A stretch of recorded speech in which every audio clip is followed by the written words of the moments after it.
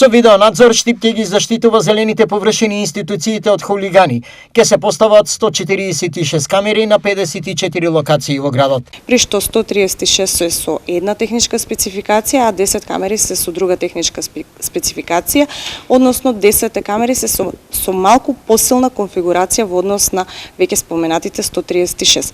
На кои локации ќе бидат поставени камерите? И тоа се локации кои што се наоѓаат на јавни површини или поточно паркови, зелени површини, училишта, градинки, пешачки зони, спортски игралишта и така натаму. Која е целта на овој проект? Нашата цел со овој проект е да ги заштитиме овие површини, а се разбира не само површините, туку и да ги заштитиме граѓаните. Како ќе функционира овој систем? Овој систем ќе биде откако ќе биде инсталиран, ќе биде предаден и целата информација ќе биде координирана со Министерството за внатрешни работи со цел истиот да добие поголема ефикасност и да ја постигне конечната цел.